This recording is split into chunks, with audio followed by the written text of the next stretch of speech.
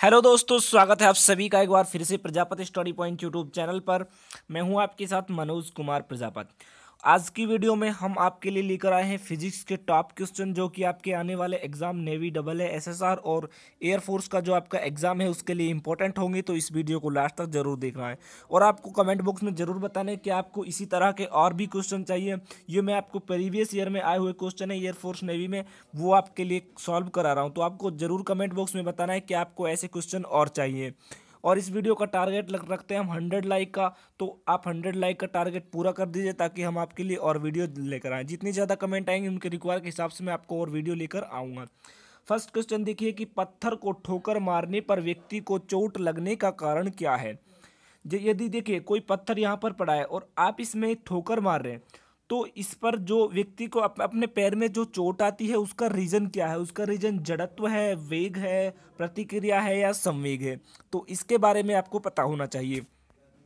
तो देखिए इसमें आपका फिजिक्स में जो आपके न्यूटन के लॉ हैं वो काम करते हैं। न्यूटन की गति का जो तीसरा नियम है वो क्या कहता है, यदि किसी चीज़ के ऊपर आप क्रिया करते हैं, यदि किसी चीज़ के ऊपर आप क्रिया करते हैं तो उसके रिवर्स आपकी क्या होती है, प्रतिक्रिया होती है। क्या होती है? प्रतिक्रिया होती है। यानी कि जब आप पत्थर को चोट मार रहे हैं आगे की तरफ तो आपके पैर में झटका लगता है वो पीछे की तरफ लगता है, और वे वो क्या इसकी वजह से लगता है, आपके प्रतिक्रिया की वजह से लगता है। ठीक है, एक्शन बाय रिएक्शन, राइट।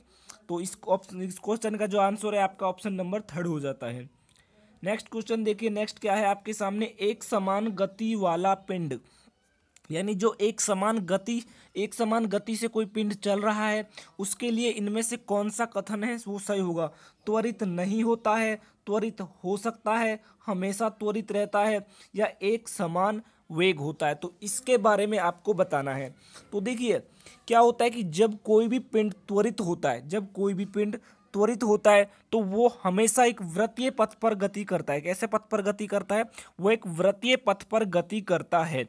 यानी कि जो भी आपका एक समान गति से जो पिंड काम कर रहा है वो कैसी गति कर रहा है?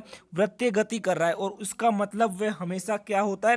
त्वरित, सॉरी वो हम क्या है, वो त्वरित हो सकता है। तो इसका हमारा ऑप्शन नंबर क्या आ जाएगा? ऑप्शन नंबर बी आ जाएगा, यानी वह त्वरित हो सकता है। हम ऐसा नहीं कह सकते कि हमेशा त्वरित नहीं होता, हम ऐसा भी नहीं कह सकते कि त्वरित नहीं होता। तो इसका आंसर आ जाएगा आपका त्वरित हो सकता है, राइट। आई होप ये क्वेश्चन आपको इजीली समझ में आ गया होगा। अब देखिए एक हम लिफ्ट का क्वेश्चन कर लेते हैं। लिफ्ट के क्वेश्चन भी कई बार आपके एग्जाम में देखने को मिल जाते हैं। लिफ्ट के क्वेश्चन के अंदर क्या दिया हुआ है, देखिए कि लिफ्ट में मनुष्य का प्रत्यक्ष वजन वास्तविक वजन से कम होता है। देखिए इसमें 3 कंडीशन होती है, या तो आपका वजन बराबर होता है, या आपका वजन ज़्यादा होता है महसूस होता है, या आपका कम होता है। इसका रीज़न क्या है तो वो आप जान लीजिए। लिफ्ट में मनुष्य का प्रत्यक्ष वजन वास्तविक वजन से कम होता है, इसका रीज़न क्या है तो वो रीज़न मैं आपको बता रहा हूँ। देखिए इसका रीज़न आपका क्या हो जाएगा, जब कोई लिफ्ट है जो नीचे की तरफ जाती है तो आपका वज़न है वो क्या होता है। देखिए जब कोई लिफ्ट नीचे की तरफ जाती है तो वो क्या होता है आपका, उसमें जो mg होता है उसमें से आपका ma- होता है। ठीक है, यानी कि मैं कह सकता हूँ आपका यहाँ पर mg-a उसकी वैल्यू आती है। कई बार वैल्यू पूछ ली जाती है, लेकिन जब आप ऊपर की ओर जाते हैं तो क्या होता है mg+a। क्या होता है? mg+a। तो ये आपको टर्म है दोनों ध्यान में रखनी है। जब लिफ्ट नीचे की ओर जा रही होती है तो उसका वजन क्या होता है आपका, कम प्रतीत होता है, राइट। नेक्स्ट क्वेश्चन देखिए, नेक्स्ट क्या है आपका, ये भी आपका एयरफोर्स के अंदर आया हुआ क्वेश्चन है कि यदि एक प्रेक्षपक है, जो प्रेक्षक है का क्षैतिज परास उसकी अधिकतम ऊंचाई का 4 गुना है तो प्रक्षेपण कोण क्या होगा।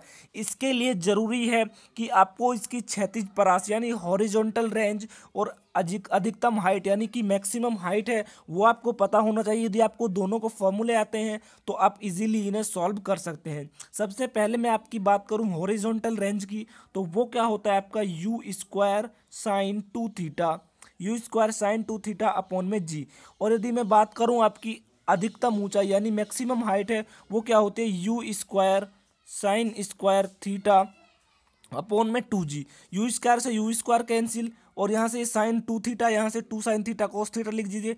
एक साइन थीटा से एक साइन थीटा कैंसिल हो जाएगा, यानी कि यहाँ पर आपके पास वैल्यू जो फाइनल निकल कर आएगी वो आएगी sine theta plus cos theta. Sine theta is equal to cos theta, then tan theta is equal to 1, और थीटा की वैल्यू वहाँ से हम क्या पुट कर सकते हैं 45 डिग्री। यानी कि इस क्वेश्चन का आपका आंसर क्या आएगा 45 डिग्री। वो आपका 4 लगा हुआ होता है, वहाँ से आपका वो 2 है वो आपका कैंसिल आउट हो जाएगा, क्योंकि देखिए 1 2 तो नीचे लगा, कई स्टूडेंट्स को कंफ्यूजन 1 2 तो नीचे लगा है वो यहाँ पर जाएगा, और ये 2 इंटू 2 मल्टीप्लाई हो जाएगा, 2 वहाँ पर ऑलरेडी है तो ये 4 उससे कट जाएगा, राइट।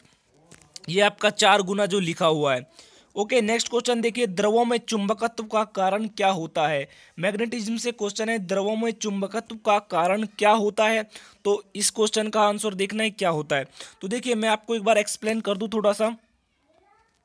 जब द्रवों में चुंबकत्व का स्रोत क्या होता है, नाभिकों के आसपास जो इलेक्ट्रॉन कक्षीय गति करते हैं, नाभिक के आसपास जो इलेक्ट्रॉन है वो कक्षीय गति करते हैं, उसकी वजह से होता है, यानी कि वो उसे हम क्या कहते हैं, इलेक्ट्रॉनों की वर्तुल गति। तो इस क्वेश्चन का आंसर आपका हो जाता है इलेक्ट्रॉनों की वर्तुल गति। किसके कारण होता है द्रवों में चुंबकत्व, इलेक्ट्रॉनों की वर्तुल गति, राइट।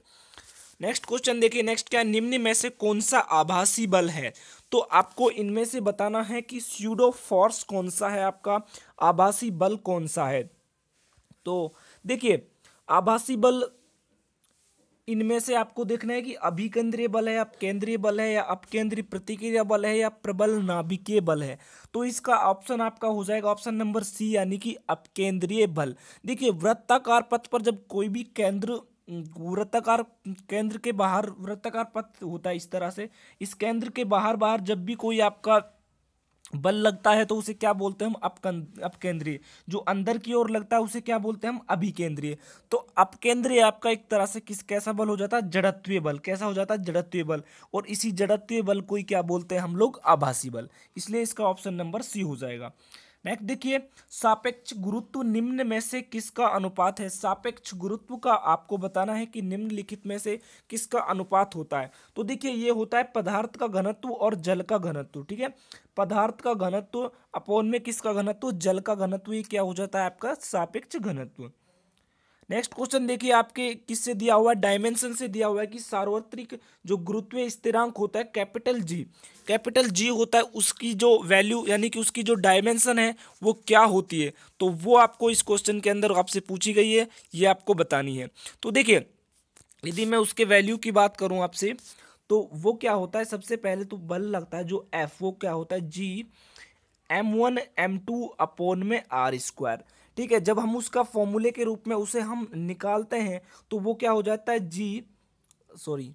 वो क्या होता है आपका G equal to FR² upon में M1 M2। क्या होता है, FR² अपोन में M1 M2। तो यहाँ देखिए, यहाँ से अब आपको इनका फॉर्मूला, इनकी जो डिस्टेंस है वो आपको निकालनी होगी। नीचे तो क्या हो जाएगा आपका M2, क्या हो जाता है नीचे M2, ऊपर आपका F, बल का मात्रा क्या होता है M1 L1 T-2, और आपकी डिस्टेंस है उसका क्या हो जाता है L2। ठीक है, यहाँ से जब आप इसे सॉल्व करेंगे तो राइट आपका जो क्या बनेगा M-1, देखिए ध्यान से देखो M-1 L3, भाई देखो क्या क्या बनेगा आपका M-1 L3 बन जाएगा। भाई देखो 2 तो आपके वहां से लिया आपने, 2 तो आपने ऊपर से लिया, L2 वाला जो आपका दूरी का है और एक बल से आता है, तो ये टोटल 3 बन जाते हैं। यानी कि आपका ऑप्शन नंबर सी ए आपका राइट हो जाता है, M-1 L3 T-2। आप इसे याद कर लीजिए, कई बार डायरेक्टली आपसे पूछा जाता है। देखिए ये भी आपका डायमेंशन से निम्नलिखित में से किस भौतिक राशि मात्रा के युग्म की, मतलब इनकी जो वो है आपकी विमा, इन किन किन 2 पेयर हैं जिनकी विमाएं समान है। तो इनके बारे में भी आप सभी को दोनों के बारे में पता होना चाहिए। ऐसी कई हैं, हम उनके बारे में डिस्कशन करेंगे। तो यहाँ पर आ जाएगी आपकी कार्य और ऊर्जा। देखिए हम क्या बोलते हैं भाई, किया गया जो कार्य होता है वो ऊर्जा के रूप में होता है। किया गया कार्य होता है वो किसके रूप में होता है, ऊर्जा के रूप में। ठीक है, तो इन दोनों की विमा सेम होती है, वो क्या होती है ML2T2। क्या होती है T-2, ML2T-2। तो ये आपका इस क्वेश्चन का राइट आंसर हो जाएगा, यानी कि option number A. Next question देखिए, नेवी डबल ए के एग्जाम में लास्ट टाइम आया था, दूध को मथने पर क्रीम अलग हो जाती है, इसका कारण क्या है। दूध को जब हम मथते हैं तो उसकी जो क्रीम है वो कैसे हो जाती है, अलग हो जाती है। उसका रीज़न क्या है, लास्ट टाइम आपके नेवी डबल ए के एग्ज़ाम के अंदर डायरेक्टली पूछा गया था ये क्वेश्चन, एज इट इज़ ऐसे कैसे ही पूछा गया था। तो इसका जो आपका आंसर हो जाएगा वो क्या होगा, अपकेंद्रीय बल। क्या होता है, अपकेंद्रीय बल। ठीक है, नेक्स्ट क्वेश्चन देखिए। नेक्स्ट क्या है आपका, जब शुद्ध जल में डिटर्जेंट डाला जाता है तो पृष्ठ तनाव पर क्या इफेक्ट पड़ता है। ये क्वेश्चन भी कई बार ऐसे कैसे ही पूछा जाता है, शुद्ध जल में जब आप कोई डिटर्जेंट डालते हैं तो उसका जो पृष्ठ तनाव है उस पर क्या इफेक्ट पड़ता है। ठीक है, तो देखिए जब भी हम उसमें डिटर्जेंट डालते हैं तो जो उसका पृष्ठ तनाव है वो डिक्रीज हो जाता है, यानी कि घट जाता है। ठीक है, नेक्स्ट क्वेश्चन देखिए। आज की वीडियो का जो हमारा लास्ट क्वेश्चन वो क्या है कि पेंडुलम को चंद्रमा पर ले जाने पर उसकी समय अवधि क्या होगी। पेंडुलम को चंद्रमा पर ले जाने पर उसकी समय अवधि क्या होगी। अब देखिए इसके बारे में यदि आपको इसका फॉर्मूला आता है तो फॉर्मूले से आप इसे डायरेक्टली कर सकते हैं। क्या होता है आपका, T = 2π√L/g। तो देखिए जब भी आप चंद्रमा पर जाओगे, चंद्रमा पर ले जाओगे तो आपकी क्या है, समय अवधि आपकी बढ़ जाएगी। क्या हो जाएगी, आपकी समय अवधि बढ़ जाएगी। वो कैसे बढ़ेगी, देखिए वो मैं आपको बता रहा हूँ, जी का मान घटेगा। किसका मान घटेगा, जी का मान घटेगा। जैसे जैसे जी का मान घटेगा तो ये इसके इनडायरेक्टली प्रोपोर्शनल है, तो ये टी की वैल्यू बढ़ेगी। यानी कि यहाँ पर आपका ऑप्शन नंबर कौन सा आ जाएगा, डी। तो आई होप आज की ये वीडियो सभी लोगों को पसंद आई होगी। पसंद आई है तो इसे लाइक करें, और यदि आप मैथ्स के प्रैक्टिस सेट लगाना चाहते हैं तो आप हमें अनअकैडमी पर फॉलो कर सकते हैं, लिंक आपको डिस्क्रिप्शन में मिल जाएगा। तो आज के वीडियो में बस इतना ही, मिलता हूँ आपको नेक्स्ट वीडियो में, तब तक के लिए सभी को जय हिंद जय भारत।